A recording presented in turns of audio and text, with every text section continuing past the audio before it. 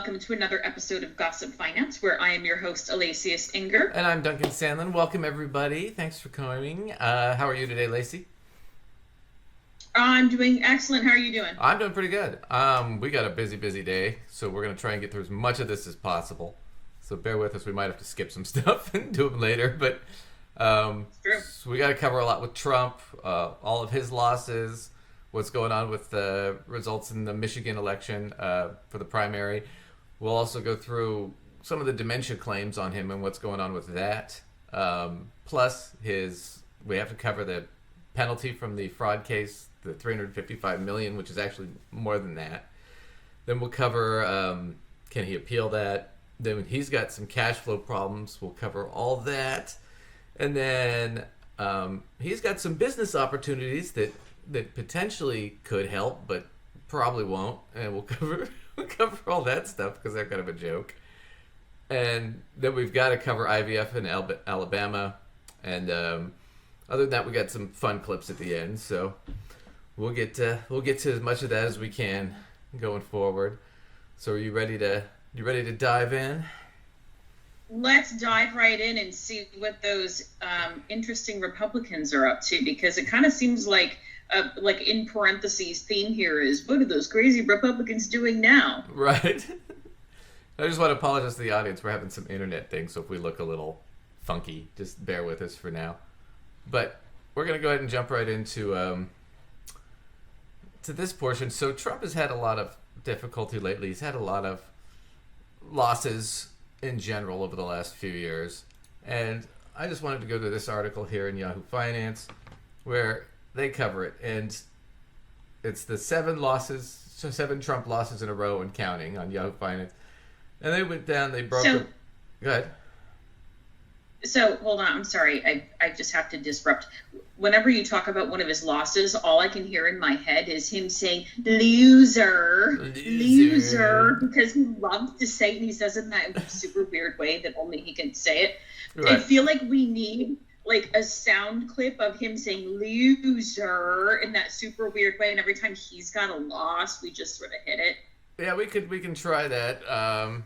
We'll see what we can. Let me see what I can find. But anyway, let's go ahead and let's look at this article real quick. So, all right. So he won in 2016, right? And right there, they're right. The mystique is gone. So since 2018, Trump has endured a string of losses that should bury the idea that Trump somehow defies gravity in politics and business. So the $355 million fine from New York. Plus, he's on probation now with his business. The judge was actually really generous to him, I think. He's got 91 criminal charges coming up in 4 separate cases over the next year and a half. Now, he's got pretty much the presidential nomination for the Republican Party locked up, but he's not doing too well against Biden. So he lost the 2018 midterm elections, lost the 2020 presidential election, lost the 2020 Senate race. Then they lost the 2022 midterms. I mean, and it just goes on. And this the fraud case, and the Carroll lawsuits, and the New York State fraud lawsuit, and he's got a bunch of other lawsuits coming up. So it is just a shit show for this guy. I mean, it's just nonstop, right? He can't seem to break the mold here. But political losses, financial losses because of lawsuits, you put all that together and it's just a disaster. Well, yeah, and he's going to trial next month on the 25th for the fraud stuff with the hush money payments. He still never learned. He still won't shut up. He won't shut up. They charge him more and more money he doesn't have, and he won't shut up. No, I know. God. I know. It's a nightmare. But he just won in Michigan against Nikki Haley, but he wasn't like the astounding victory he needed. So we're gonna watch this real quick. And he should. Oh yeah, he should have. Biden did. He should be mopping the floors, but he's not. No, he's actually bleeding supporters now, which is part of his problem. But we're gonna watch. This is a clip from Lawrence O'Donnell, and they're gonna talk about this real quick because I think this is interesting. Simon, on the Democratic side, no one's bothering to mention it, but there is a human being running against Joe Biden. And that human being, who's a member of Congress, Dean Phillips, got so far has 2.8% of the vote. That is 10% of the vote that Nikki Haley has gotten. Nikki Haley is at 28% as of right now, flirting with 30%. And so when you put Joe Biden up against an actual human being in the Democratic Party, that human being can get all of 2.8% versus Donald Trump, who, when he goes against a human being in the Republican primary, loses 30%, and in previous primaries 40%. And the question tonight that we don't know, because there's no exit polls, congratulations, exit poll business, they're doing nothing tonight. So the only question that matters on the Republican side of that primary is how many of those Nikki Haley voters will not vote for Donald Trump in November, and we have no exit polling information to answer that question. Yeah, I mean, as you've mentioned, Lawrence, and we've talked in this show, I mean, one of the most remarkable statistics that we've seen so far in the election is these Haley voters in the 3 early states' willingness to not just not vote for Trump, but to vote for Biden. I mean, it's a big consequential event. But I will just say that if Trump got 60% in South Carolina and it was a romp and a blowout and is getting in the mid-60s here tonight and it's a big win, then Joe Biden getting 80% is a really big win, a really good night for Joe Biden. And I think that this idea that somehow this uncommitted movement would somehow alter the Democratic Party's trajectory, I think hasn't happened tonight. I mean, remember that, Barack Obama in 2012, when he was running for re-election, the uncommitted got 11% of the vote. It's going to be probably 14, 15 tonight, really not a huge difference. And Obama went on to win the general election against Michigan native Mitt Romney. So I think that's important because, Trump, he won in all, the 4 primaries now. But he didn't. But he only. But almost half the vote went to Nikki Haley, like 40%. And of those people, almost over half of them have said they're not going to vote for Trump. They'll vote for Biden instead, or not vote at all. So he can't. And honestly, right now the Republicans are. Remember, this is a smaller party than the Democratic Party, so they can't. He can't afford to lose 5%, 10%, and it looks like he's going to lose 25, maybe 30% of the Republican vote. So he doesn't seem to have a prayer in the world in a general election. Not right now. I mean, the polls, you could sit there. I mean, a lot of people have said, well, the polls show that he's beating Trump in some of the, or Trump's beating Biden in some of these polls, or they're neck and neck in the better polls. But the bottom line is, you got to remember, polls, nobody really pays attention to polls before the summer, before an election. And the reason is because Democrats don't typically, especially liberals, don't typically participate in polls because they don't give a shit until after the summer. So right now you get the polls, but it's pretty heavily weighted towards the Republicans because those are the people that respond to the polls. Part of that too is most Democrats have careers, so they don't they don't really have time to be fucking with polls. They don't care. Right. Well, I don't know. It feels to me in general like Democrats feel, I don't want to say people aren't attached to their person, because I remember when people were feeling the burn, back years ago or whatever, and they were really hardcore for him or they were hardcore for someone else, right? But generally speaking way broader terms, I don't really think of Democrats as usually being people who are like really all about the one man or the one woman. No. So much is more about some sort of broader perspectives they have. Right. As opposed to, I feel like frequently you hear Republicans seeming more like they're really about an individual. Right. And so I feel like they sometimes get more excited to respond to that poll because they're all about that one person, as opposed to Democrats are like, oh yeah, I really want this person to win the primaries because I'd rather vote for them, but yeah, I'm going to pick our guy, whoever our guy is. And they're not so fervently excited about these polls. No. And that's the thing is it's not, there's not such a beholden to the candidate. Right. So much as the ideology. So it's a little different. But nonetheless, it's not it should have been a better turnout for Trump. If he wants any real chance of winning, this is not a good sign for him. So, I mean, if you don't want him to win, like, you know, I do, then this is great. Keep going. But anyway, it's not just that problem. The other problem is that he's got Nikki Haley, who she still didn't drop out. And why should she? She's still getting a ton of money.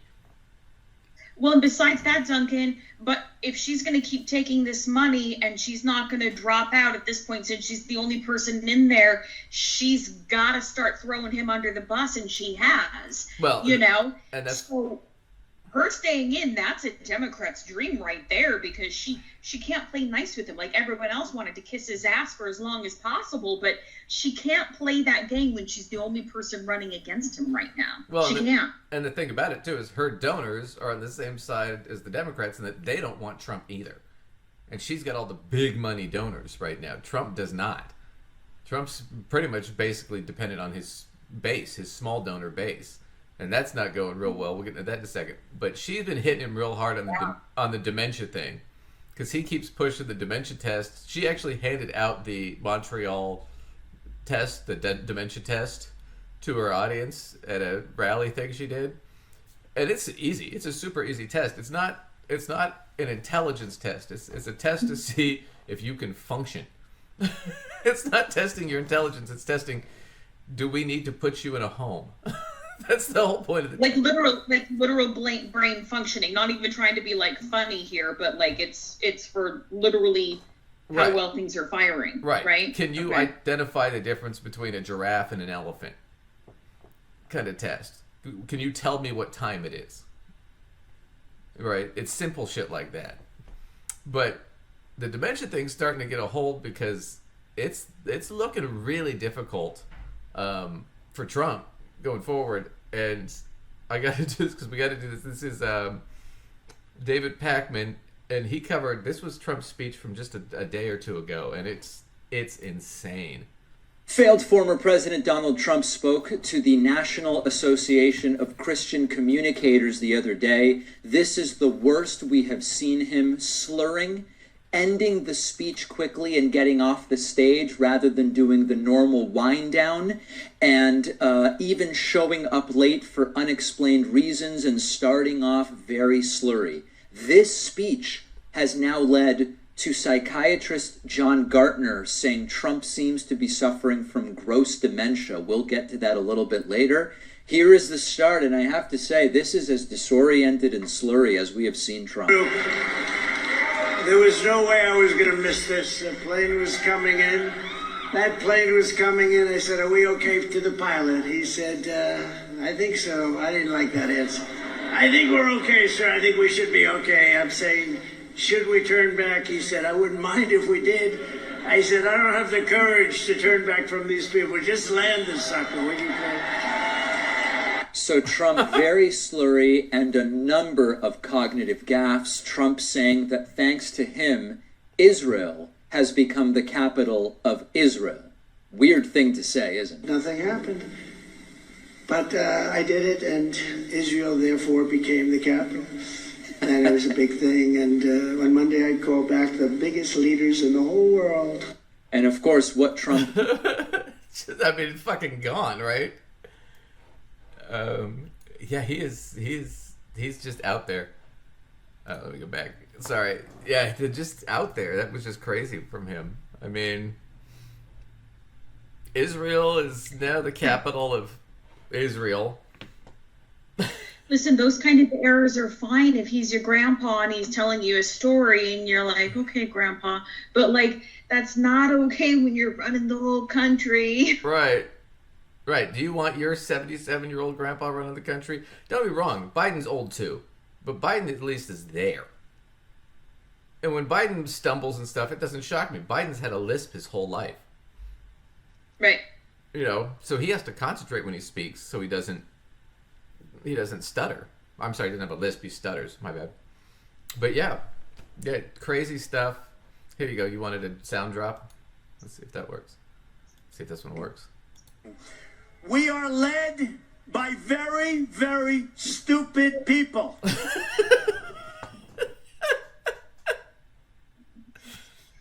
Well said. Well said, Donald. You are being Trump supporters. You're being led by very stupid people. Okay, Lacey wants sound drops, so I'll find some sound drops. Not in this. I do. I want them. I want one of the ones where he says the word loser. I'll try to find one. Because he says it's so funny, and every time he loses a case, we're gonna let it come out of his own mouth. Yeah, but watch a little bit more of this because this is just. I mean, it's just crazy stuff. So let's see. Context and content. To that end, at the request of the NRB, I will do my part to protect AM radio in our cars. You know, we like to listen to AM radio. Yeah. I mean, it's just fucking gone. Is there some context for that? Like, It's a Christian. I don't have a problem with AM radio, but like, what's happening? What are we talking about? What's the Christian Broadcasting Conference, right? But it's like, yeah. Oh. Yeah, okay. But the thing about it is anybody trying to get rid of AM radio? I mean, I guess that's kind of my point. I guess what he was roundabout saying is like he's trying to protect conservative speech in public forums, or I don't know, something. Yeah. But I was like, AM radio, I didn't know anybody was trying to make it go away. No, I mean it's just insane. But yeah, so I don't know. I think he's lost it. I wouldn't be shocked if come end of the summer he's not making any sense. After all the trials and the stress and everything, he might be gone. He might just be a slurring, babbling nothing by then. But yeah, we'll see how it goes. I'm not super optimistic, but let's move on. So we have to move on to this. So the fraud trial, I know we're a little bit late on covering. We covered it sort of before. So Judge Engoron came down, and he was actually pretty generous with the case. Now everybody's gonna say, "Oh, it was a lot of money," and blah blah blah, but it really wasn't. So Engoron tagged him for $355 million. Now you might sit there and think that's a lot of money. Letitia James asked for 370, but that's for three main cases that most of that money covered. So that's three different charges. So it wasn't the $355 million for one thing. It was $355 million for three instances. And the estimated profiting that he made on that was probably over $500 million. So $355 million isn't even clawing back all the money. It's clawing back maybe 60% of it, right? It's called disgorgement, right? I can't. Let's say I defraud a bank or I sell drugs. That would be an easy rule. So I'm selling drugs and I make $10 million. Well, the court says, well, you did that. It was illegal to sell. I sold the drugs illegally, right? To get that $10 million. But I didn't take it necessarily from any individual. So it's like, how do you distribute the money? It doesn't make sense, right? Right. So what they say is, well, we already have. Because it's not like you have a particular person to repay for your whatever damage you did, because that's not the kind of sort of financial crime it was. Right. But then they figure, okay, but the states and the state, right, the feds already redistribute money from taxes and income, right? So what they say is, well, since it's ill-gotten gains, it doesn't belong to you, it belongs to the state, it belongs to the people. So it's called disgorgement. We're going to take it back from you, your ill-gotten gains, and claim it on behalf of the state, and then we'll just distribute it however, the people see fit or we vote to. To discourage you from doing that. There you go. But that's what it is. So the $355 million really wasn't that much, but he also has to pay interest. So it's actually, when the judgment came down, it was like $453 million and a half, something like that. Can we just take a second and just breathe that one in? Because I'm thinking about, when I look at the interest that piles onto my student loan balance every month, how that kind of could take your breath away. Imagine the interest on a situation like that. Yep. Yep. Anyway. Pay the interest even. Yep. So that's going to keep going and going. And I think the judgment just came down recently, it was either the 26th or the 7th or something like that. I can't remember what the actual date was. But so he's got basically 30 days to pay that, or put up a bond. Now, putting up a bond means somebody else is going to say, well, we'll pay it if he doesn't for whatever reason, and then they'll get some collateral or something for him as a collector. Right? It's essentially like if I owed $10 million and Lacey said, okay, I'll give Duncan a bond. Lacey's now responsible for paying that, but then I'm responsible for paying back Lacey. So that's essentially what a bond is. So the problem with that is he's got the other cases. He's got the E. Jean Carroll case, right, which was $83 million on top of the $450. Plus, with the interest is racking up on that one too. So we're looking at close to $600 million now that he owes in various cases. Well, the problem is the first E. Jean Carroll case, they tagged him with whatever it was, $5 million, $5.5 million. And he paid that, but he tried to get a bond. And no one would give him a bond for $5 million. So who's going to give him a bond for $450 or $80 million if no one would give him one for $5? It's the old... Yeah, I mean... Yeah, it's like you walk into a bank and they won't give you a personal loan for $5,000 or issue you a credit card, but you think you're applying for a mortgage. Right. I feel like that's not what's happening. Right. It's the old joke about the kid asks their dad, can I borrow $10? $5? I don't have $1 to give you. What are you talking about? I'm not going to give you a quarter. You're not even getting a nickel out of me. I mean, you can't get shit. So that's what's going on with that.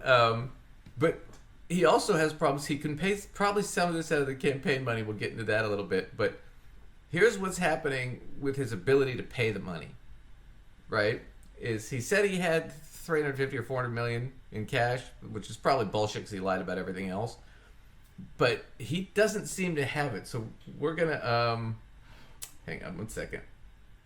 So right now, if he doesn't pay this to New York, Letitia James has already moved to seize his property. We're going to watch Fox News respond to this because they, of course, had the dumbest take possible.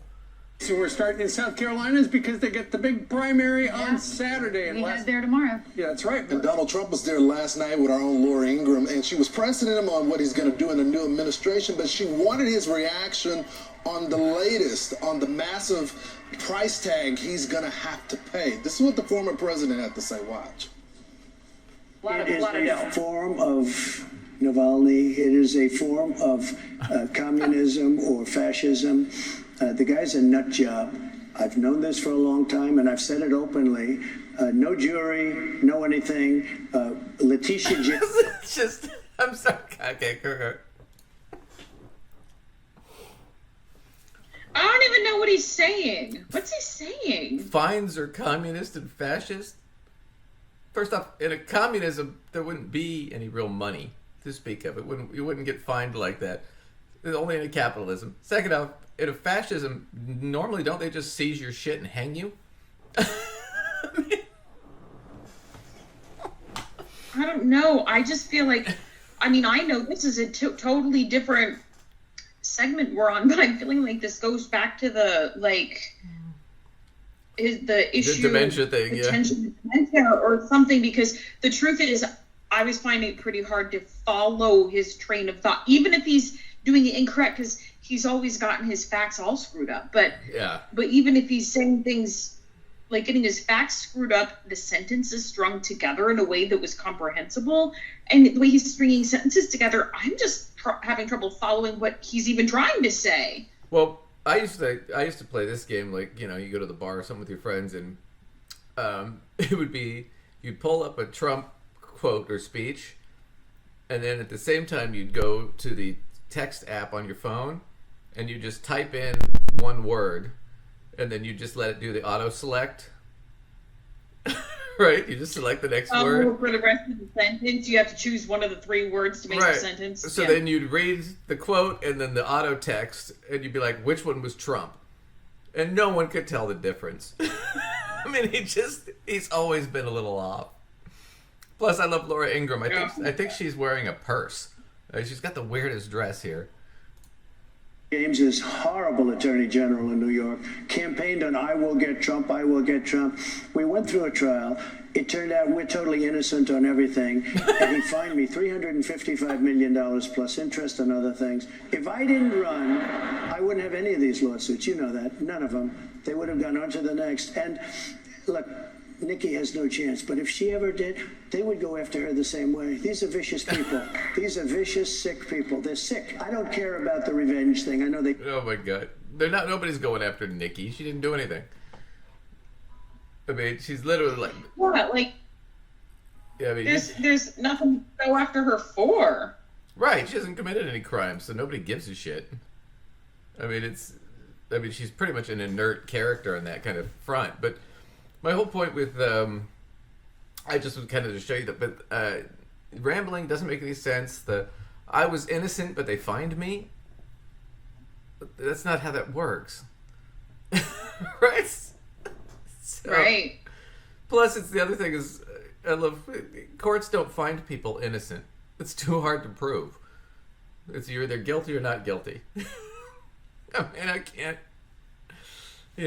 But he's crazy. But let's watch Fox and Friends. And they're going to try to fucking spin this somehow. I don't know how these people work. I mean, they get paid millions of dollars a year and they make no fucking sense. It's insane. So we're going to go over to them real quick. Makes the case that no matter if it's me or Nikki Haley, that they would be going after a Republican. And you just got to look at all these images of all these politicians as well as these celebrities that have photos with Donald Trump, the Trump brand. Everybody wanted to be in Trump Tower, wanted to be on the Celebrity Apprentice, wanted him at their wedding. They attended his wedding. But the moment he decided to get involved in politics is when you saw the criminal justice system change a little bit, the news anchors change a little bit, and he's saying, no matter if it's me or Nick Gates, they're just going to go after a Republican. Well, Nikki. Well, that's bullshit too, because he's not wrong. Had he not run for president, he'd have probably gotten away with all this. Because no one was really paying that much attention. And the law enforcement mechanism to enforce these kind of white-collar crimes is pretty inept. I mean, there's no real money or budget for it. But he ran for president, and now all of a sudden the press is interested, and they're crawling through his books, and they're crawling through his business records, and they're crawling through his past. So basically he put a big target on himself by running for president. Right, because everyone wants information about him. Right, because we want to know. Before, when he was just some slumlord in New York, nobody gave a shit. Right, I mean, he was like mildly interesting because he did some like sort of TV stuff and he was sort of a rich guy and whatever, and that makes people curious about him. But like, nobody was interested in him on the level that they're going to go crawling through garbage to try to find shit on him. Like, right. He wasn't all that important to them. No, but now that you're the most powerful man in the world, it's like, yeah, we want to know everything about you. Your every little stupid thing you do could affect our lives. Yeah, we care. So, yeah, we'll watch a little bit more of this because they're just so stupid. But, yeah, he kind of brought it himself. But it's not that he's a Republican. It's that he's Donald Trump. That's what killed him. Haley was top of mind because she had that big speech yesterday down at Clemson, I believe, in South Carolina. And her message was not what Donald Trump wanted to hear. She said she essentially is looking forward to competing in South Carolina, her home state, this weekend, but she's looking ahead towards Super Tuesday when 20 states vote. She said, I mean, this isn't Russia. We don't want someone to go in and just get 99% of the vote. She also said she would not kiss the ring of Donald Trump. So, she's taking him full on. And this weekend, they're going to have a battle. Yeah, they're going to do battle. The Real Clear Politics. Well, she lost, but still, I mean, I also think this is the problem I have with the analysis, is she would be kissing the ring if she thought she had a chance of getting a spot in his cabinet, if he was president. But instead, she doesn't have a shot, and all the big donors came to her and said, we want you to go after Trump and siphon voters from him.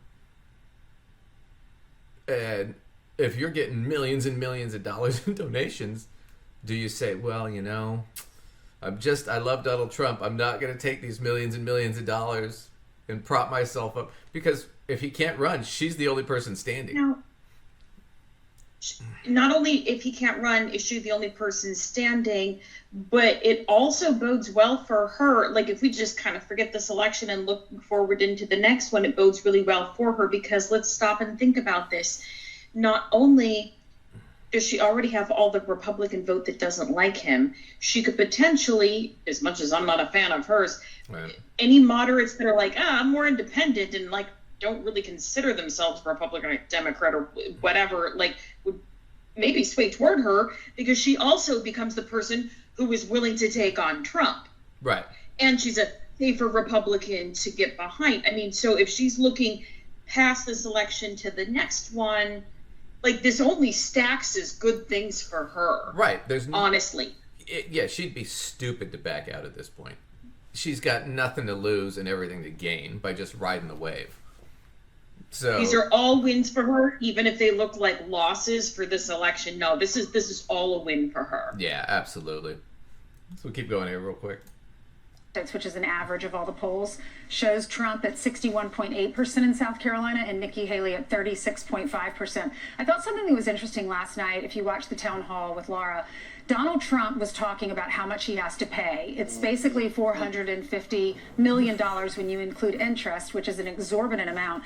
And he said, if you look at the 8th Amendment, this shouldn't be possible. He says, that says excessive bail shall not be required, nor excessive fines imposed or cruel and unusual punishment inflicted. Right. And then he said last night, and we've aired this clip a lot this morning, my revenge will be my success. Well, okay, that's fucking stupid. So the 8th Amendment is cruel and unusual punishment. And I'm sorry, the fines, yeah, it's a big total, but he defrauded banks and its taxes, the taxpayers, out of a lot more than that. So it's not an excessive fine. Besides, cruel and unusual punishment is basically just saying, for the kids at home, that we no longer lop off your hand when you stole the apple because you were hungry. You right. know, like, right. we're not doing this like crazy nonsense to people. And that's all it is. Paying a fine is just paying a fine. Well, it does say excessive fines, though, in the 8th Amendment. Right. So it is kind of, there is. But this is not excessive because it should have been a lot more. The judge could have gone a lot higher. So that's not going to float. Now, here's the deal. Does he have really a shot to appeal this? Right? Can you appeal on excessive fines? No, because what ended up happening was in Goron, I thought he would have gone higher, but he actually did something I thought was really smart. It was actually pretty generous. So in the trial, he let Trump, his attorneys, have all the witnesses they wanted. They let him talk as much as they wanted. He gave Trump the opportunity to talk, right? If that had been you or me or anybody else, the judge wouldn't have done that. He was incredibly, overly generous to Trump and Trump's attorneys during that entire trial. On top of that fact, at the end when he did the judgment, this is the reason it was a 90-something page judgment. I read it. It's funny.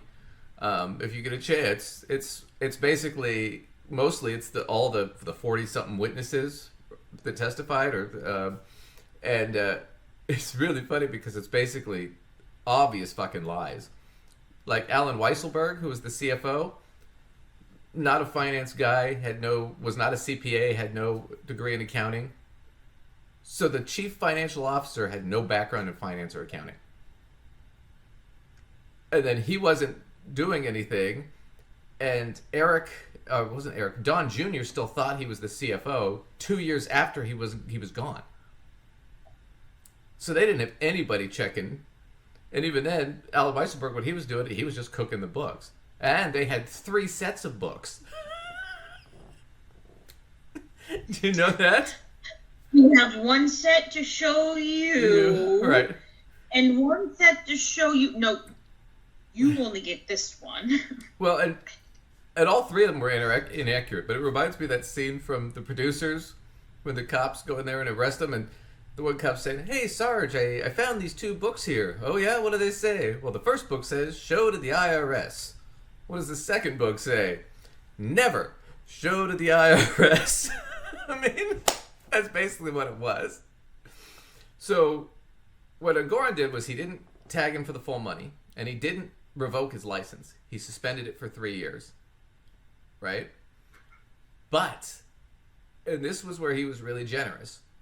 Instead of revoking his license and charging him the full fines, he said, "All right, I'm going to charge you a lesser amount than I could have, and I'm not going to revoke. I'm just going to suspend your license, but for the length of that suspension, you're on probation, so you have to have an independent inspector looking over your business the entire time and reporting to the court, and you have to have an independent compliance officer overlooking your business and reporting to the court to make sure everything you're doing is legal and above board." Now, it's brilliant because instead of slapping you with everything, I gave you probation, is basically what happened. So it makes it almost impossible to appeal. Right?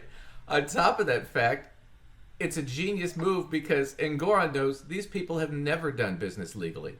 They've always been committing fraud for decades. What are the odds they're going to all of a sudden do shit legally and do everything above board now? He's just going to get more reports and drag them back, and they're going to have to get dragged back in and get tagged more fines, and then eventually they're going to get revoked. And so he's basically got him by the balls. And he did it in a nice way, because all they have to do is not break the law for the next 3 years and pay the fine, and they're done.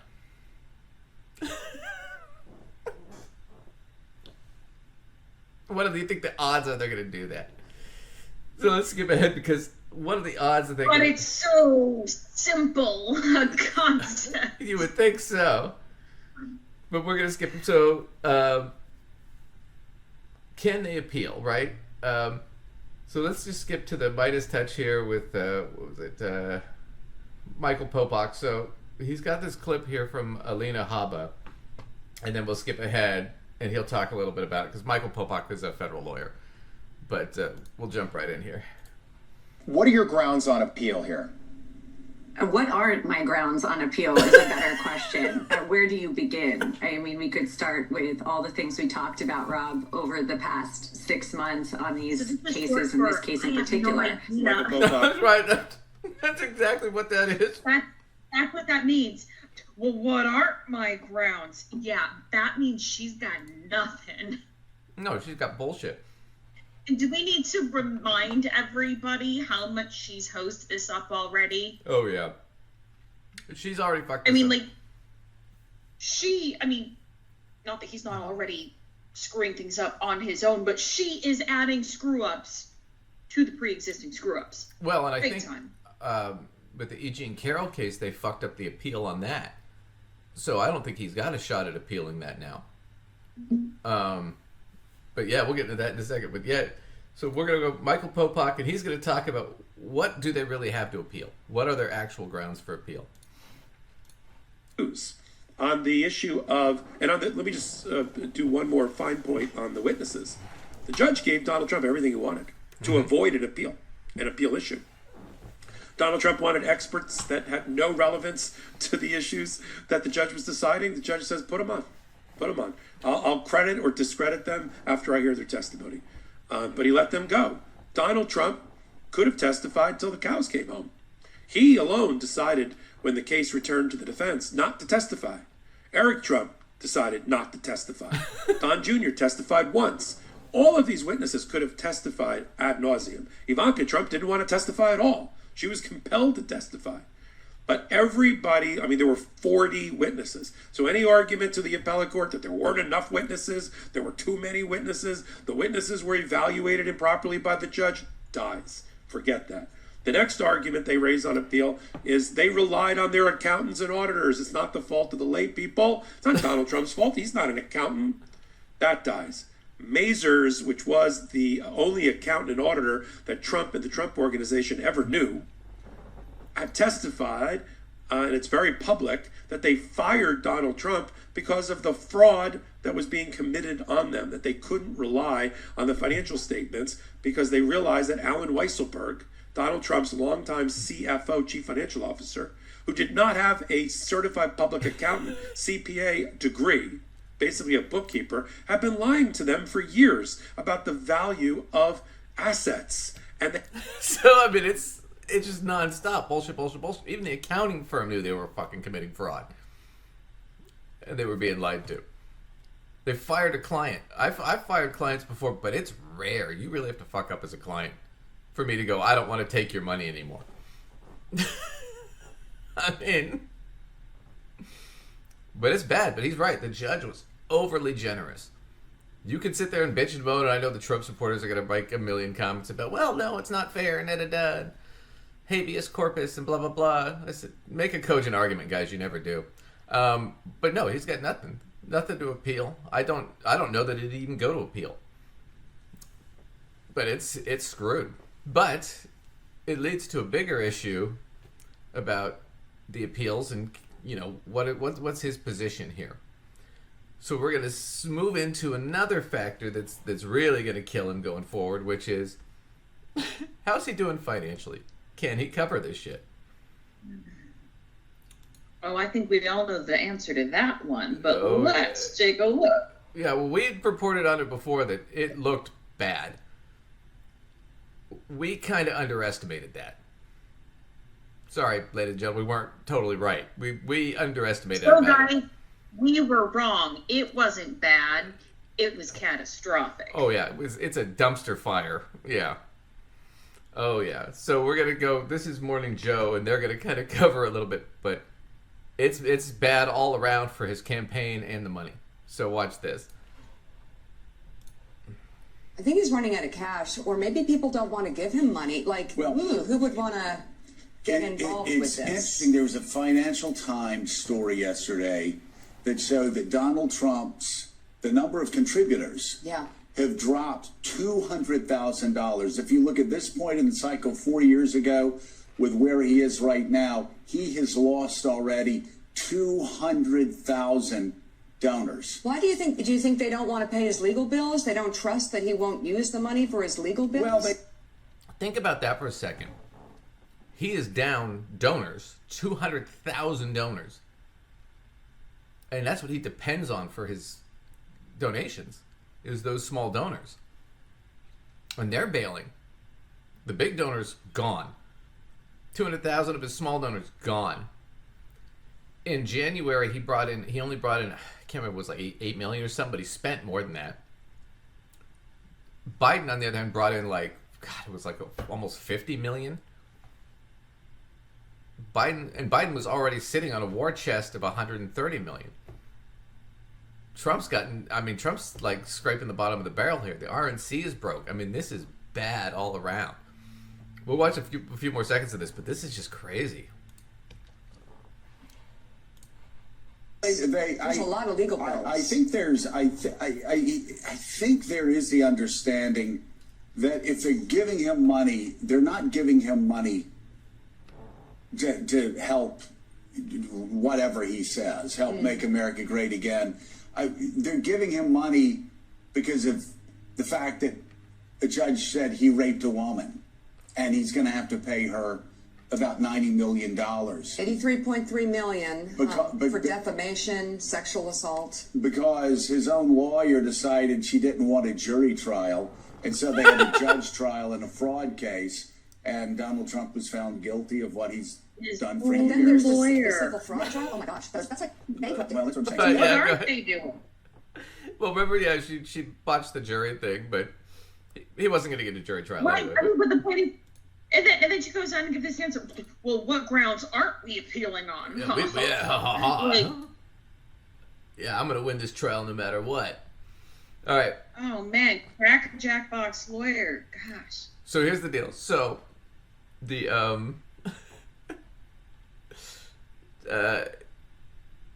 so the appeal thing for the AG and Carroll probably not going to go through, but Trump owes that money at $83.3 million for the defamation case where they basically found that he'd raped her. And I want to say this as many times as I can up until the election. Trump is a rapist. A court found, a jury of his peers found that he's a rapist. Okay? So if you're voting for Trump, you're voting for the rapist. You're pro-rape. Just saying that. So just what... I don't know how I can twist that. But, so the money he owes it, it's like in a week or two. It's less than 2 weeks. I know that it's like 10 days at most. He owes that. So the rapist that's running for president, yes, owes this money in 2 weeks. $83.3 million. So he either has to put up a bond and an appeal, right? Or he has to put up the cash and appeal, but it has to be there. And if it's not there, then E. Jean Carroll's lawyer can start seizing his assets. When seizing money out of freezing his bank accounts and shit like that, which she'll probably do. If he doesn't get the money. Oh, hell yeah. I mean, at this point, she only keeps suing him as a matter of principle. Oh, yeah. And, maybe to try to teach him a lesson to shut the hell up and all that other business, too. But, like, she won't pursue the principle further and be like, yeah, freeze it and seize it. Right. Boom. Well, I'll bet you, I don't know for a fact, but I would bet that E. Jean Carroll's lawyer did this pro temp. So pro temp means you get paid only if you win, right? And typically on a pro temp case, the attorney gets 30%. So, yeah, she's going to seize the fucking money. She wants her money. Oh. I want my $25 million now. Almost 30. Yeah, so, anyway, so Trump he asked the judge for a stay to delay the payment. We're going to go back to Michael Popak again, because this is just insane. So Michael Popak, Legal AF, the answer is no. The question was asked of federal judge Luke Kaplan by Donald Trump's lawyer Alina Habba.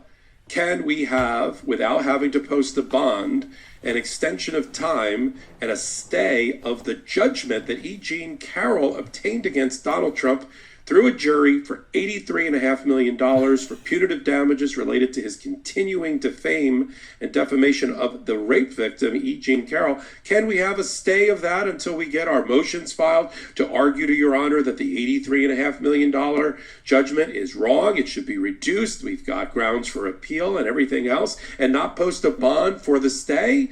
Can we? No, said Luke Kaplan today on Sunday. At least no for now, but I think it means no forever. The order reads as follows and reminds Alina Habba how lackadaisical she is in trying to meet deadlines and how untimely or borderline untimely most of her actions are in the case. Remember, Alina Habba missed the boat on asking for a jury trial in the New York Attorney General case. She missed the boat on asserting immunity in this particular case. She didn't raise it for 3 years. She just is incapable, apparently, of meeting deadlines. And the judge takes special delight in his order in denying the stay without bond to say the following. 25 days after the jury verdict in this case, Judge Kaplan writes, and only shortly before the expiration of Rule 62 under the Federal Rules of Civil Procedure, automatic stay of enforcement of the judgment, Mr. Trump has moved for an administrative stay, he puts that in quotes as if I don't know what that is, of enforcement pending the filing and disposition of any post-trial motions that he may file. He seeks that relief without posting any security, meaning a bond. So the court ruled as follows. The court declines to grant any stay, much less an unsecured one, meaning without a bond being posted in the tens of millions of dollars, without first having afford plaintiff, E. Jean Carroll and their counsel, a meaningful opportunity to be heard. Which means as of right now, there is no stay of the judgment, and they are dangerously close here to... So, judge said no, you can't get a stay. But you know what? I'll give the prosecutor a chance to reply. Right? So E. Jean Carroll's lawyer is going to come back and go, no, fuck that. He owes $400 million to the other court. We want our money now. Because he might not have it a month from now.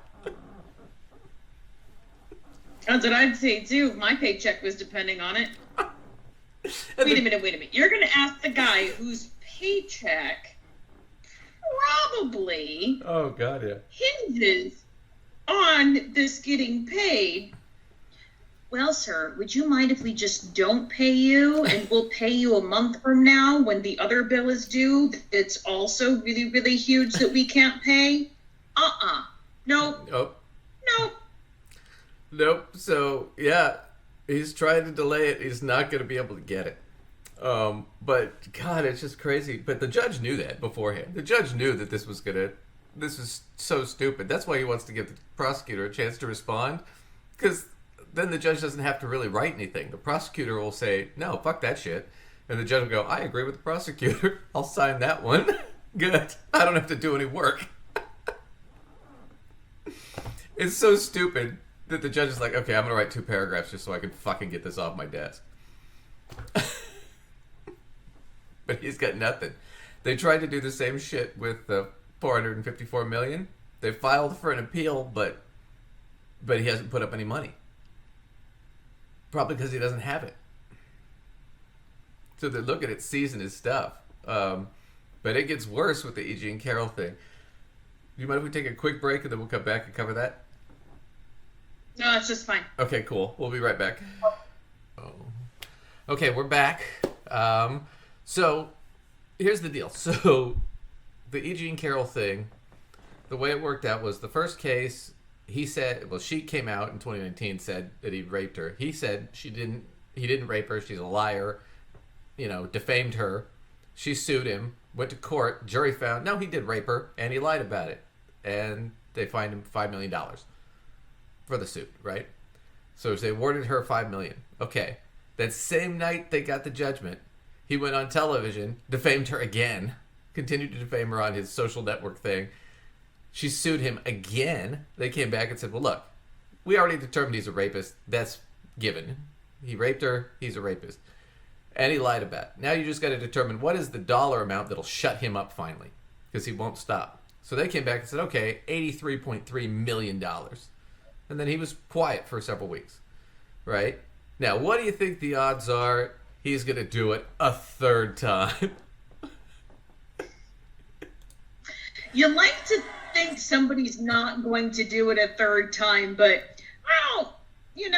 this one, yeah, he doesn't learn. Very stupid people.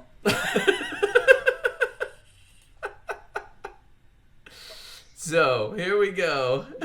It's sure enough, he did it a third time.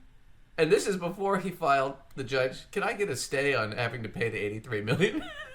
He did it. He defamed her before asking. He's just the gift that keeps on giving. How about the one 2 weeks ago? A woman, I'm saying, who the hell is she? Who is the woman? It's so unfair what's happening in our country.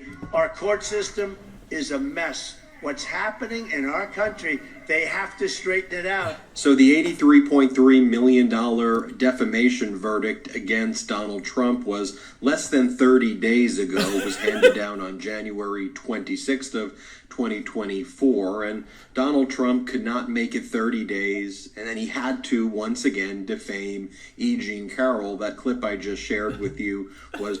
So he did it again. I love this guy. So now she's got a third lawsuit. And her attorney's filing it right now. So what do you think? $200 million, $300 million? What are they going to do next time? He just can't. God, they need to start a business of just filing lawsuits about the same damn thing after him again, because, A, it's a full-time job, and B, this is a job that pays well. He just can't keep... Except he's running out of money or ran out of money. He just cannot stop himself from fucking up. So, and he's trying to appeal New York, and he doesn't have a bond, and that's not going to go anywhere. And Goran's going to shoot that down. Now, he doesn't really have the money. He doesn't have the donors coming in. Obviously, he can't pay it. Otherwise, he wouldn't be asking for these stays. He'd just put up the money and appeal it, right?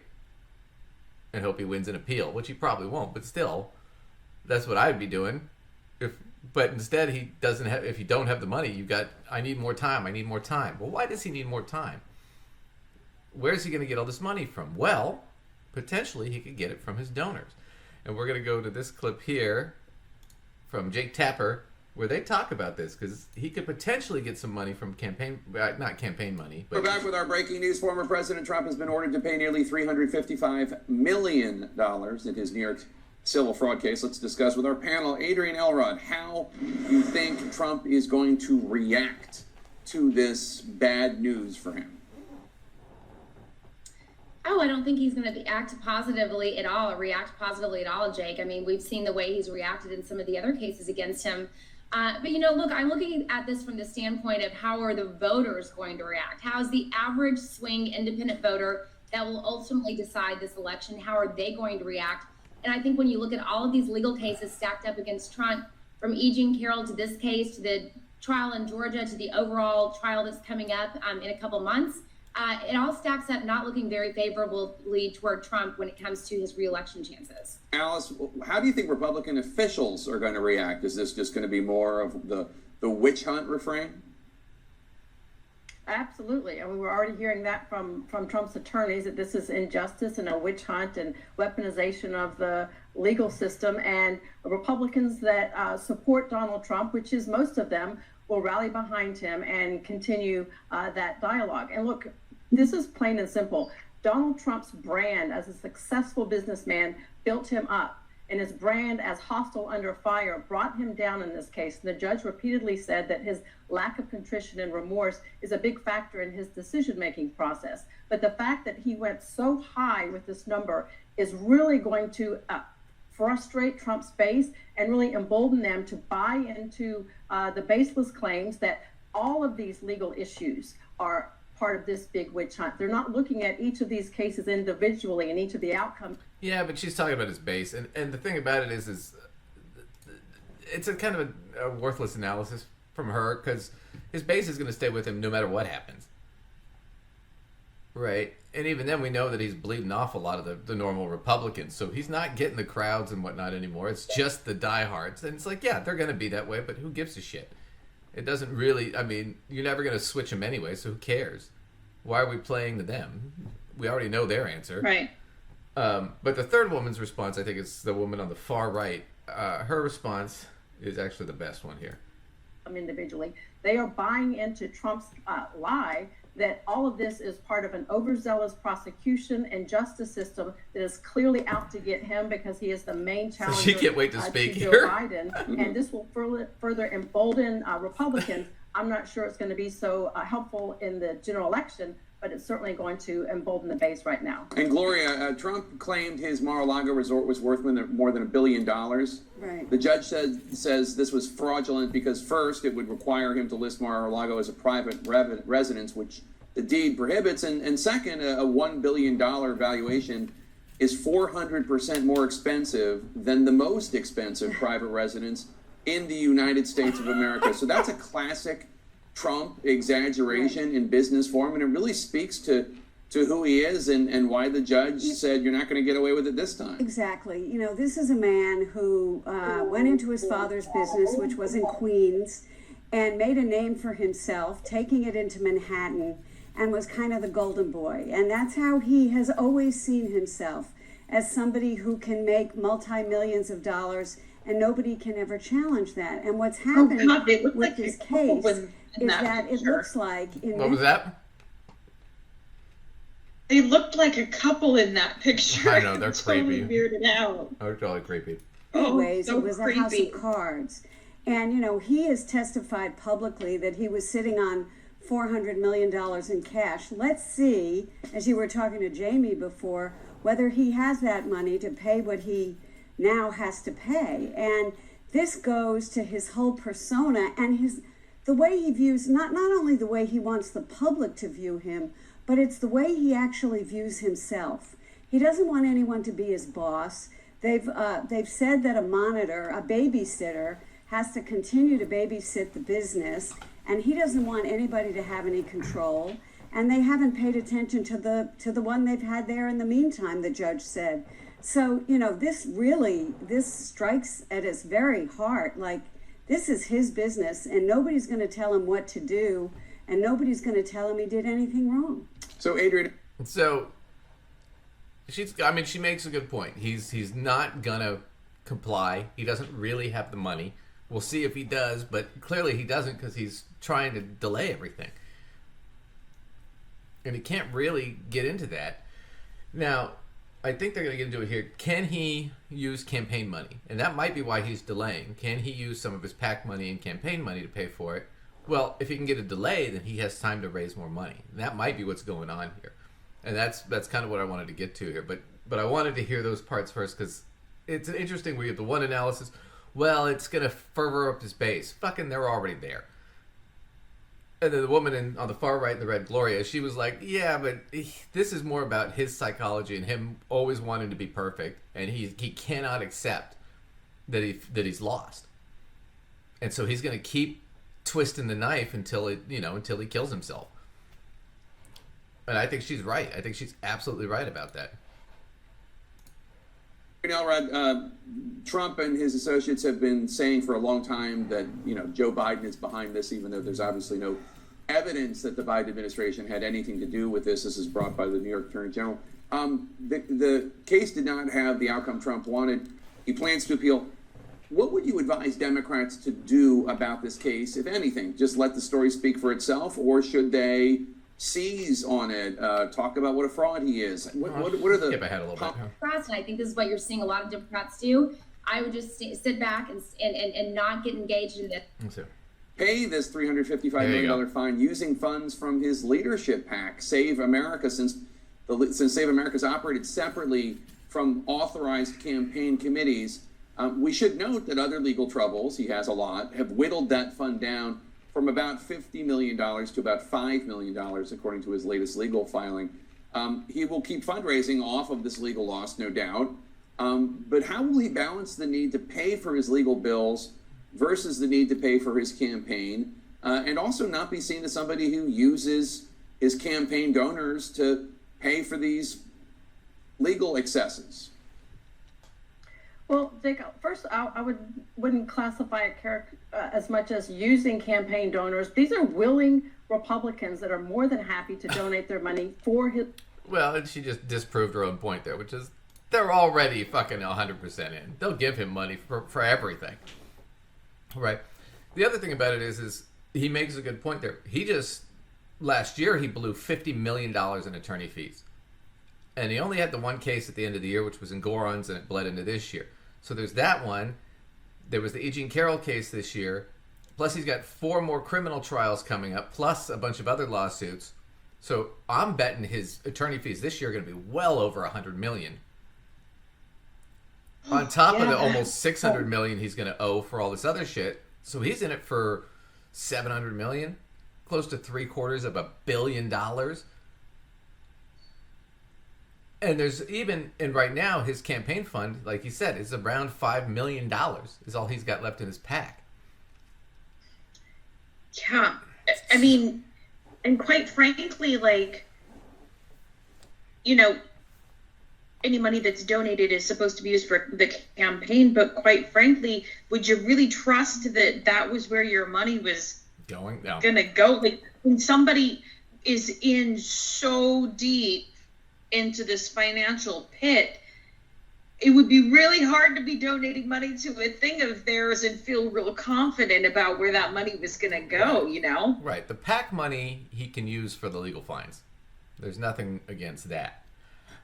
Campaign money is a little bit stricter. He could probably use some of it, but it'd have to be really specific. So we'll see about how that all plays out. But honestly, it looks like he doesn't have the money. And it looks like he's trying to delay to see if he can raise more money. But even then, he's not raising money. And not nearly enough to cover this. So, yeah, I think he's just fucked. I mean, there's kind of no other way to spin it. I don't know how else to... It's sort of like in The Wizard of Oz when they throw the water on her. Oh, yeah. I'm melting. She's going down, but she's screaming like she still somehow has some control she can grab. Right. But really, she's just gone. It's over. What a whirl, what a whirl. Here we go. We cannot let it continue. We are. I'm sorry. We're going to have a lot more fun with those sound effects going forward. Right. Well, we're going to skip a little bit. One more news thing, but it's more of a clip thing too. So Alabama, essentially what happened was there was a fertilization clinic in Alabama, and a guy at the clinic, I don't know if he worked there, if he was, I don't know, but he dropped some of the frozen embryos, and they were damaged and had to be discarded. Well, he got sued, the clinic got sued, but they wanted to sue him for murder or manslaughter because the embryos are people, apparently. They weren't really wanting to sue him. They were wanting to bring him up on criminal charges. Essentially, they were trying to do that. Well, it went to the Alabama State Supreme Court, and they determined that, yes, an embryo is a person. They determined it under Dobbs, which was the ruling that basically got rid of Roe v. Wade and made it so the states could now make abortion illegal. You know what? In all fairness, if they're gonna hit our bodies with it, they kind of gotta go. This sounds like a crazy ass place to go, but it was crazy when they hit my body with it. So yeah, but that's what it is. Here so we go. It's part of this whole Republican push to, get rid of abortion. Now they're going after in vitro fertilization. Then next it's going to be gay marriage. Then it's going to be contraception. And they keep saying, oh, well, no, that's not going to happen. That's not going to happen. That's not going to happen. But then they do it, and then it happens. And it keeps happening. So it's all bullshit, right, from their perspective. But let's just look at the IV thing in Alabama. So here's the BBC, and they're reporting on it, because it's just amazing. Now, when Alabama's Supreme Court defined frozen embryos as children last week, the shock and confusion was immediate. Many fertility clinics have paused treatments over fears they could be prosecuted. While the ruling doesn't ban IVF, it's created confusion, but also division among Christian groups in a conservative state that has already banned abortion. Here's Nomi Egba. So you got to remember, abortion is already banned in Alabama. Right. And now we're in a situation where IVF is extremely popular. And part of this is also because they don't want gay people to have kids, because that's one of the more common ways gay people have children is through IVF. Mm-hmm. In vitro fertilization. So basically, the process is you take the sperm and you take an egg, and then you'd fertilize them, and you'd fertilize a bunch of them. And then what you do is you pick the one you want, and you impregnate a person with it, whether it's the mother or a surrogate mother or whoever, right? But a lot of those end up getting discarded anyway. So if you're saying the frozen embryo at the point of conception is a person, then each one of those test tubes is a person under the law. So if you're an IVF clinic, all of those have to be used. Otherwise, it's murder. And you could literally never throw them away, or you'd be murdering a person. And if one of them gets damaged... That would be literally what you'd be saying. Right, and if one of them gets damaged, or a bunch of them get damaged for whatever reason, then is that negligent homicide? So all these fertilization clinics in Alabama shut down. Go ahead. There's some crazy power... something, and some piece of equipment fails, and all of these embryos get lost suddenly.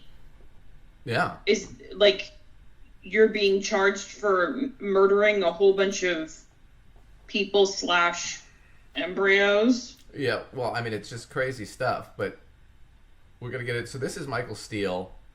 He's on MSNBC now. I don't know why MSNBC keeps bringing on these Republicans, but, whatever. So they're going to cover this a little bit. So we'll get into this. At least 3 fertility clinics in Alabama have now paused in vitro fertilization, or IVF, after the Alabama Supreme Court ruled that frozen embryos in a lab have the same rights as children. The fallout sending shockwaves throughout the state and sending Republican politicians scrambling You see, IVF is extremely popular. I mean, extremely popular. As Kellyanne Conway's own polling firm found, 86% of all voters support access to IVF, including 78% of self-identified pro-life advocates and 83% of evangelical Christians. So yeah, I mean, this is not like this is a small thing. Everybody's kind of in view of it. But now we're sitting there saying, okay, well, if it's a fertilized egg, it's a human. Now, I want to say that the ruling in the Supreme Court in Alabama, they cited Dobbs like 15 times as their reason. So they're linking this to the anti-abortion shit. And they cited the Bible. They cited the Bible like 4 or 5 times, which is a violation of the First Amendment. The Bible is, not a legal document and a violation of the First Amendment. However, you know what? In all fairness, if they're going that way, they can't do that without citing Dobbs. Dobbs is where their entire argument for going that direction is. Well, right. So take that, Supreme Court. Look what you just fucking did. Look at what you did. Deal with this one now. Well, and it's funny. It's funny to cite the Bible because, one, until God shows up and gives his opinion, I'm not going to believe it. And second off, even if God shows up and gives his opinion, then we need to know, do we care about God's opinion? Is that something we should care about? I mean, that's the other question. Either way, it's still stupid. But kind of my point with that is he's gotten to this point where they're trying to push this, but I think it's just such a misunderstood thing. Let me skip to this point. Was it in here? Hang on.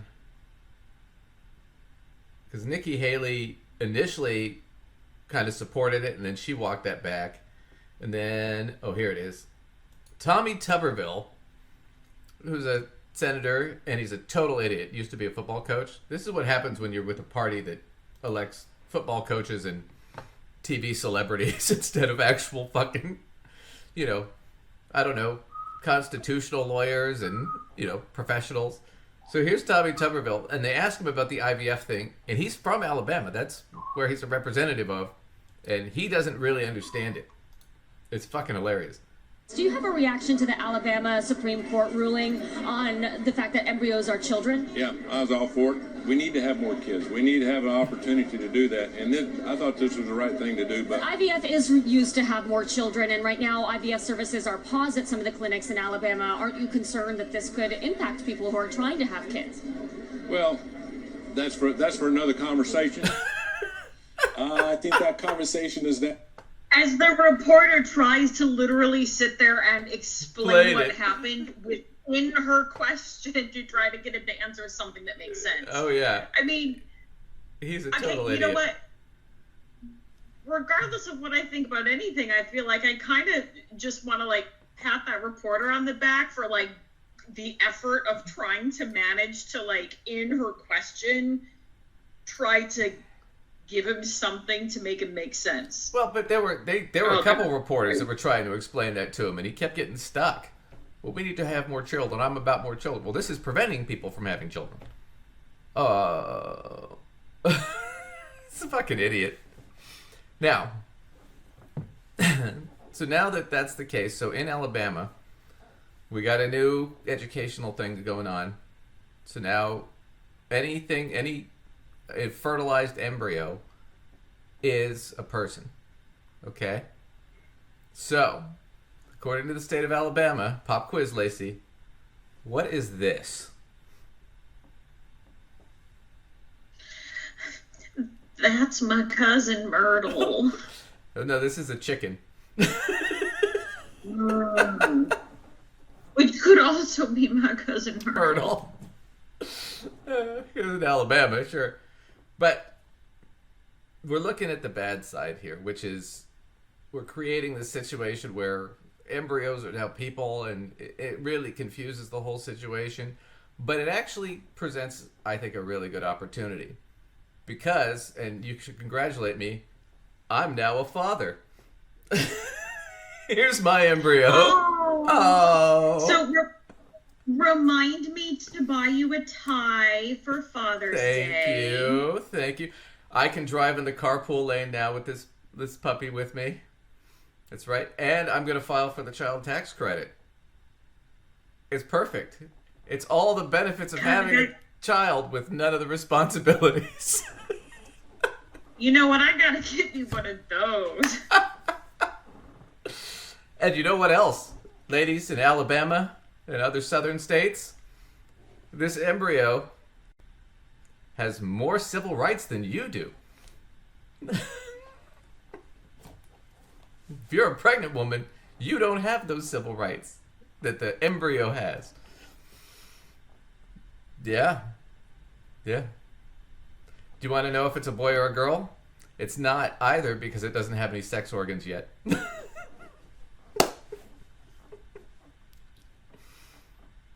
you want to know what my for all of those conservatives that are very stuck on this is either male or female and it can't be any other options.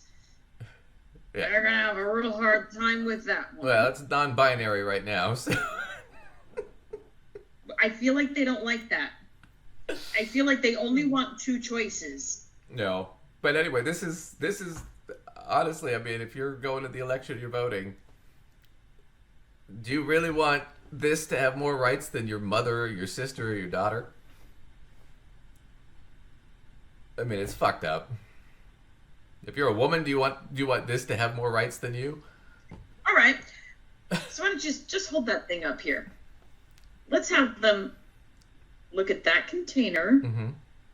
Look at me. Look at that container. Look at me.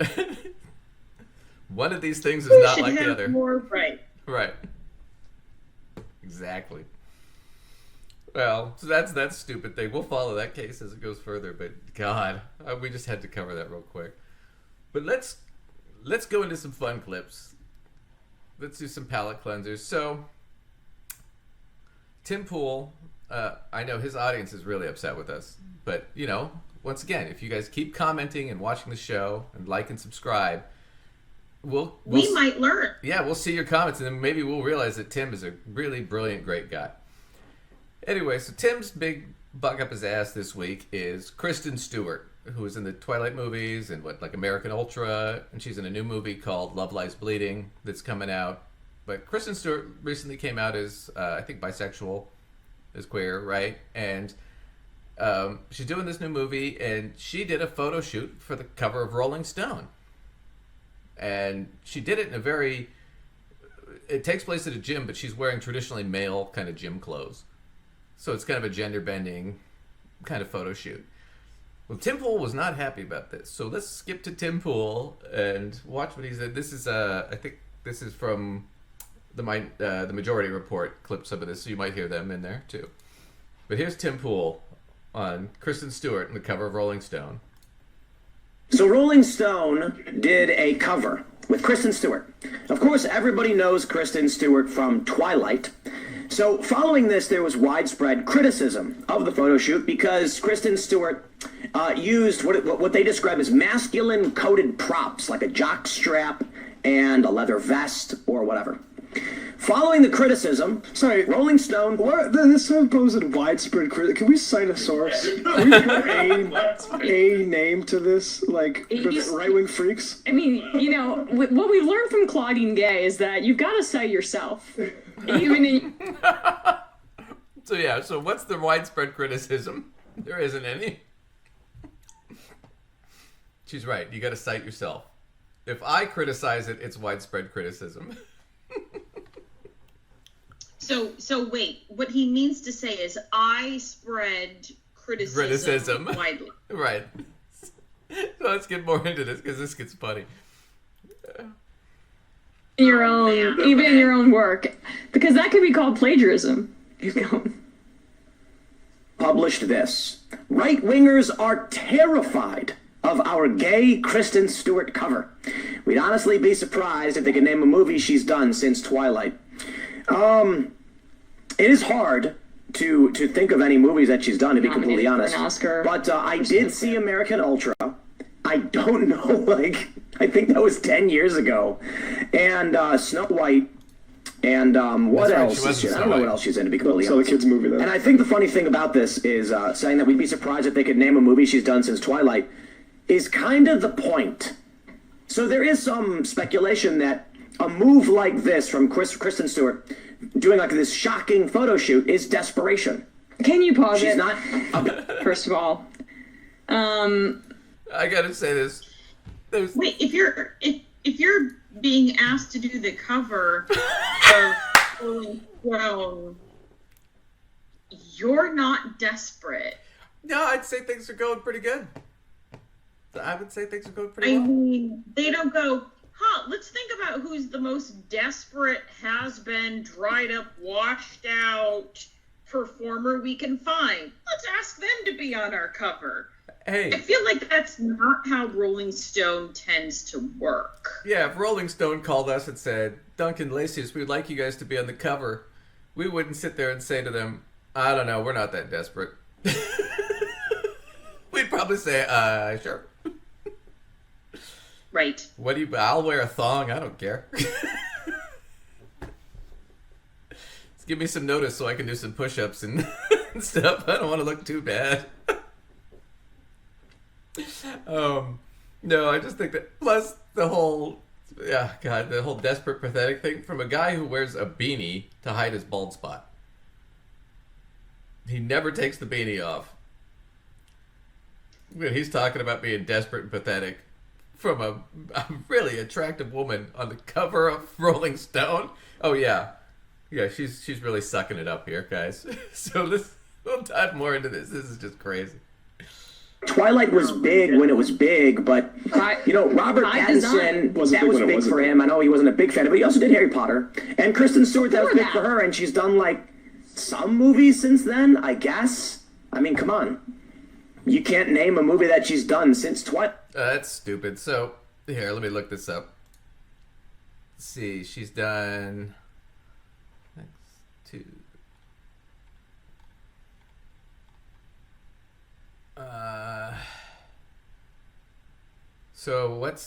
So 6 times 8, what is that, 48? 51. She's done 51 movies. Yep, sounds desperate. Yeah, she's really in deep shit. She does a lot of independent shit, though, which doesn't really shock me. A lot of actors, when you have that kind of, when you're an A-list actor with that kind of money, a lot of times you do the projects you want to do, as opposed to the money-making projects. But yeah, so she's done a lot of movies. I don't know what he's bitching about, but we'll get back in. How many movies have you done, Tim? I know if you asked me, how many movies have you done, I'd be like, let's talk about something else. And you. Here's what's funny about this. I would like Rolling Stone to know I am not terrified in any way of your cover. In fact, I didn't even comment on it until now. Sorry, just really quick. Is he acknowledging that he's a right-winger as a result of this? Now I'm going to. I can't speak for other anti-woke social media accounts, but I'm going to start this segment off very simply before reading their criticism, and then I want to show you some examples. Kristen Stewart looks gross. I'm not trying to be mean. I don't know or care for Kristen Stewart. I don't care that she dresses how she wants to dress. And I honestly didn't care. I don't care that she doesn't wear the exact same thing on her head every day. day. You want to play... Oh, Kristen Stewart looks gross. All right. Now we're going to... he's going to comment on her appearance. And her... they're fairly suggestive. It's Rolling Stone, of course it is. Photos. But we're going to talk about this now at length. Tim Pool's going to talk about it. Which actually brings us into our new segment about creepy guys. Here you go, everybody.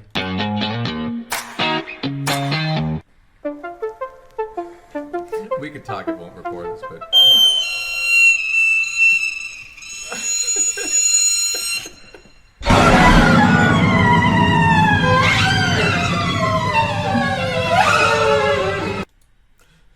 So, here we go. Tim Pool, gonna be creepy.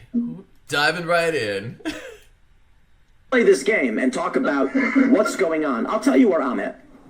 When the Gamergate stuff was happening, my attitude for all the video games that were getting woke was, hey man, more power to you. You make your video game, that's great. I won't buy it. Rolling Stone runs the cover of a greasy-looking, disheveled individual who looks like they have become a drug addict. And that was a little bit harsh, but yeah, I'm just not going to mince words here. I'm not going to buy your magazine. I don't care. Do whatever you want to do. I'm not terrified of a woman who looks bad, and she doesn't care that I think she looks bad. She probably doesn't care for my opinions. She probably thinks I look bad. She's gay. She can say that if she wants. That's fine. Not just gay. I don't know if that's the only thing. The point I will bring up is... Yeah. Wait, hold on. Well, I don't know. The only way a woman could, the only reason she would say you look gross is because she's gay? Look. I mean, you gotta project confidence. I can't begrudge that. Can we pull up these photos of her from the Rollings? I mean, like, this is gross. She looks gross here. I mean, how bro, I don't know, man. He might just like not like seeing the female body. I mean, she is scantily clad in this, but she looks gross. Hey, to each their own. To each their own. She's right though. It's so stupid. I mean, she looks fine. I just don't even know why this is a thing they're worrying about. What the hell? It's because she's gay. That's what it is. Right. It's this whole anti-gay shit. That's all it is. He's upset that gay people have more place in culture and they're doing more stuff. But you're also talking about a guy who spends all of his time placating to the incel crowd, the we can't get laid crowd. Right? The teenage and boys in their 20s that are white, non-college educated, who can't get a girlfriend or maybe a boyfriend. I doubt any of them are gay, but you know. And we covered this last time. It's not hard to meet women, but if you're listening to Tim Pool, you're just shooting yourself in the foot, guys. I mean, there are not a lot of chicks listening to Tim Pool thinking he's cool. His audience is 80% male. So, not the guy I would be going to for sex advice, right? It's like, I remember this. Nope, not Uncle Tim. Nope, not Uncle Tim. I remember this when I was in junior high, and, you got to pick your electives, and all my friends were take shop and wood shop and stuff like that. And I took theater arts and home ec. And everybody's like, why would you do that? All the girls take theater arts and home ec. And I'm like, yeah. Right. While you're out in 100-degree heat building a birdhouse, I'm going to be in an air-conditioned room baking with all the girls. And I'm going to be the only guy in that class. So I like my odds. Yeah, that's fair. Yeah. Just saying. We'll watch a couple more seconds of this and then we'll move on. But this is just classic. Rolling Stone or whatever. And I guess I do understand, but why do you have to look like a drug addict to be a queer icon or whatever? Are you a homeowner juggling? Okay, we're done. He said we're done at that point. I'm not upset, but she's a fucking drug addict and she looks gross. But I'm not upset about this. I'm not. Well, okay. Sounds like he's going to have a busy week in therapy. Yep. Everybody's, ladies, if you've never been in a relationship with an abusive, insecure man, that was your taste of it. Yep. There we go. That's what it's like. See, here at Gossip Finance, we save you the time and energy of having to go through those traumas, but still understanding what those traumas look like. We'll just give you a very small clip and comment on it for you. Yeah. Now you know what to avoid. Okay, well, we're going to do one last clip, and then we're going to wrap up. So, you're going to love this. So, we got to do a big finance clip at the end. So, the Shark Tank guy, Kevin O'Leary? Kevin O'Leary, Mr. Wonderful. Yeah, he's the bald guy. Not. Yeah. He's the bald guy. He's a total fucking idiot. And he went on CNN, and we're gonna watch this because they were asking him about Donald Trump just getting tagged with the $355 million penalty for the fraud case. And Kevin gives an answer that I would not have seen coming. Certainly not the answer I'd have given, but we're going to watch it real quick because it's bad. And of O'Leary Ventures, Shark Tank judge Kevin O'Leary. Kevin, so good to see you this evening. I mean, let me just jump right in here. Last time you and I spoke about the possibility of what the fine could be in this case, we now know what it is. It's more than $350 million. That's a huge financial hit. And I'm wondering, where is he going to get this money? Actually, it's closer to $500 million with a 9% interest, assuming it'll take 18 to 2 years to actually settle this in an appeal, which I think it should be appealed. He'll work hard to raise it. I think he can do it. But I don't think this case is about Trump anymore at all, because you heard the governor of New York come out yesterday and say, look, everybody, don't be scared about doing business in New York, because the only people we prosecute are people like Donald Trump who don't behave well. That didn't go over very well with the investment community because we're all asking each other, who's next? This was a victimless crime. Nobody lost any money. And a judge... Who's next? It's a victimless crime.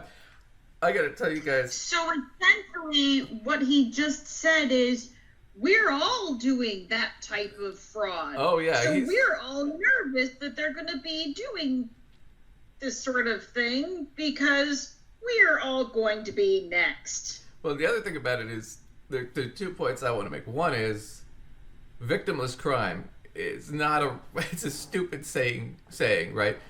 For example, if I steal from Lacey and she never finds out about it, it's technically victimless because she doesn't know. But I am still stealing from her. Those are resources she doesn't have anymore. So you're still being victimized. You just don't realize it. The banks were being defrauded. They just didn't realize it. Right? So he's calling it a victimless crime. But when the banks get defrauded, the last time this happened where you had real estate people, the banks and real estate people, overvaluing loans, saying these loans are solid loans when they're not, because people are lying about the values. The last time that happened was 2008 in the housing crisis. So he's talking about the same thing on a commercial level, that we're all lying about our values to get better loans from the bank that we can't necessarily pay back. And there's a high risk that we can't pay it back. So if something happens in the market and those loans start getting called in, or a law changes and those loans get called in, we're not going to have it. And we're going to crash the system, which is going to affect people's retirements, people's homes, people's jobs. So it's not victimless. And it's what we call, and Goran came into this, but it's also what we call in the finance industry moral hazard. And the concept is really simple. If you let them get away with it, they're going to keep doing it until you stop letting them get away with it. And that was in Goran's whole point, if you read his 92-page judgment, was this is New York. This is the financial capital of the world. Everybody banks here. Everybody comes here. And this is a rampant problem. He admits it. It's a rampant problem. We don't even know how much of it's going on because we don't have the ability to enforce it. So when we do find out about it, we have to make an example. And if we don't make an example, then these people are going to keep doing it. And he's proving Goran right. He is moral hazard. He's saying, no, you need to keep letting me get away with it so I can keep doing it. He's actually proven the point. That's how corrupt he is, but he doesn't get it. She's going to push back. This gets fun. Judge out of nowhere put on a $355 million penalty. I mean, who's next?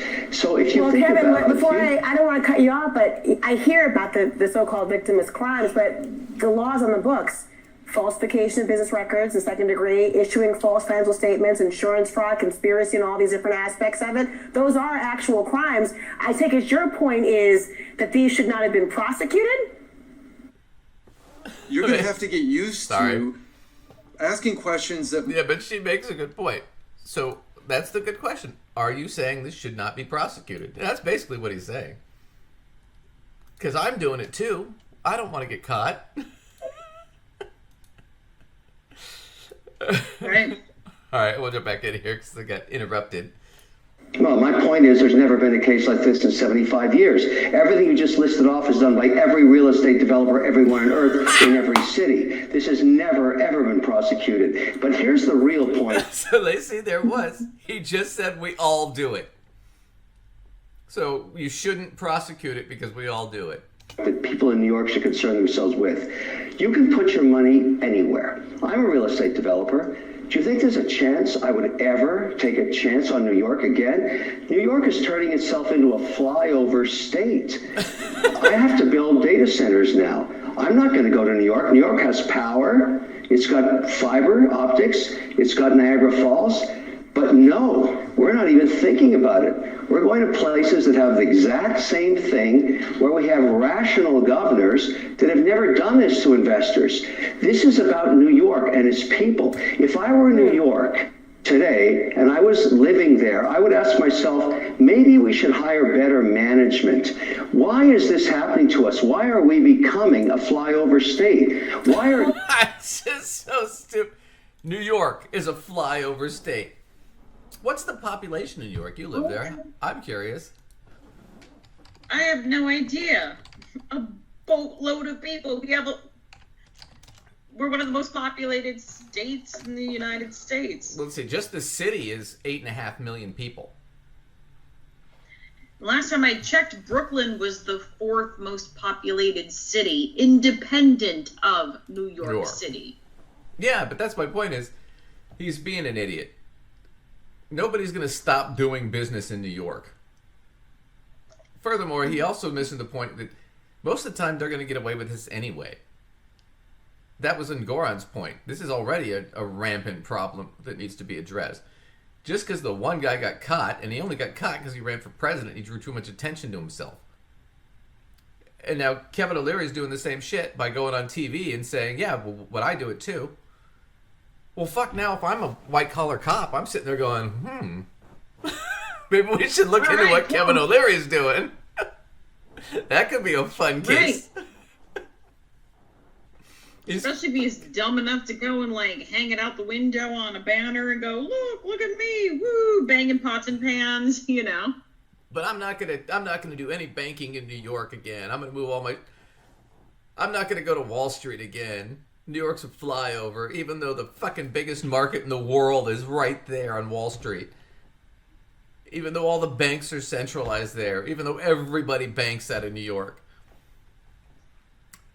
they've got the best fucking fiber wire and all that shit. No, I'm going to go to Saudi Arabia. I'm going to go to Moscow. I'm going to do my business there.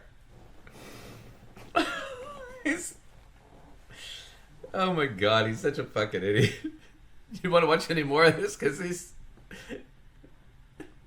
I mean, I think I'm good, personally. Okay, if there's well... something really amusing, you can. But I think we'll stay tuned and we'll see if anybody starts going after Kevin O'Leary, I guess. Yeah.